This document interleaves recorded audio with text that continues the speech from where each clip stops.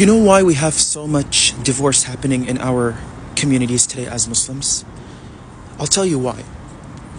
The reason why so many men are not willing to get married and why marriages end up failing is because men who have the ability to get married, they are not self-disciplined by Allah subhanahu wa ta'ala. It's as clear as that. There's nothing else that will solve the idea why you as a man, you have the best car, you've got the best home, you've got the best wealth, you've got the best salary, you've got the best quote-unquote looks, you look like a bodybuilder, you've got the best body, every girl thirsts and goes mad when she sees you. And you as a Muslim man, you want that pure virgin woman, and yet you're not settling in for marriage. The reason why men of that sort don't settle in for marriage is because they are not self-disciplined by Allah tabaraka wa ta'ala. What's the proof of that?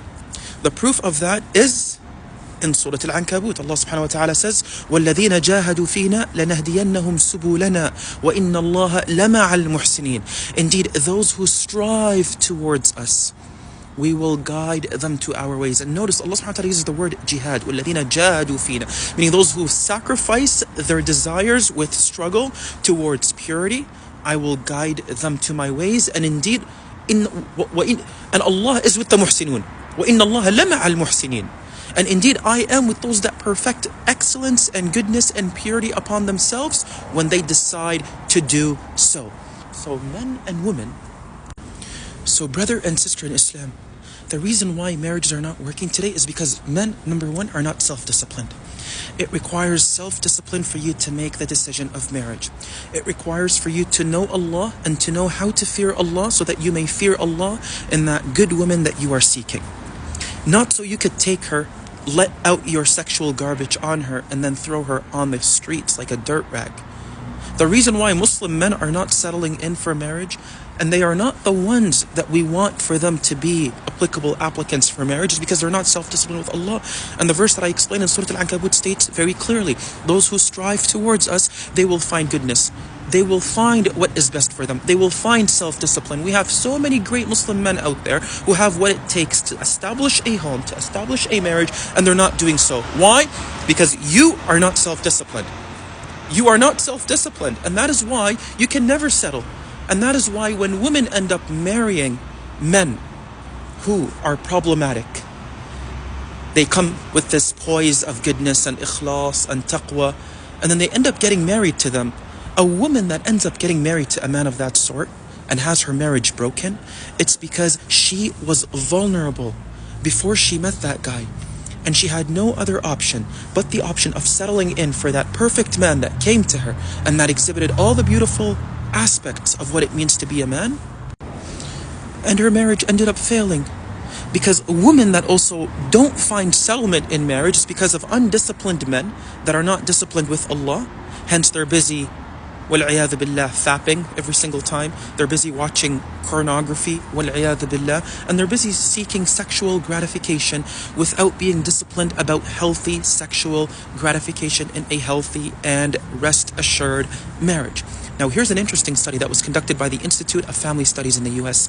It found that women, by the time they end up getting married and settling in for marriage, the average woman in the US will have had 11 plus sexual partners. You know what that means? It means 11 plus zinas until she eventually feels like, oh, I found the one. So it could be 11, it could be 12, it could be 15 men that she's had zina with, until she eventually settles in with that one man that would give her peace eventually in her life. By the time she finds marriage, the study has found that 5% of women are virgin at that point. And that is shocking, because women that don't end up finding settlement in marriage, it's because of undisciplined men that lure women with what they pose as being without actually being self-disciplined by Allah Azza wa Jal. So this explains why Muslim men don't end up settling for marriage, and why Muslim women fail in their marriages with these good-looking men that poise as being the men that can handle a marriage very well, they've got the body, they've got the finances, they've got their life together, but their taqwa is garbage. They don't know Allah, they're not self-disciplined. The moment he's with you, he's looking at another woman, he's following all the models in the world, he's liking their pictures, he's chasing women, he's cheating on you. Why? Because there's no self-discipline with Allah subhanahu wa ta'ala. And so these women that are vulnerable, that are looking for a secure life with that one man that could give her and provide for her, she ends up landing in that man's life out of vulnerability, and then she meets her fate very, very soon with an undisciplined man that never knew Allah Azza wa Jal.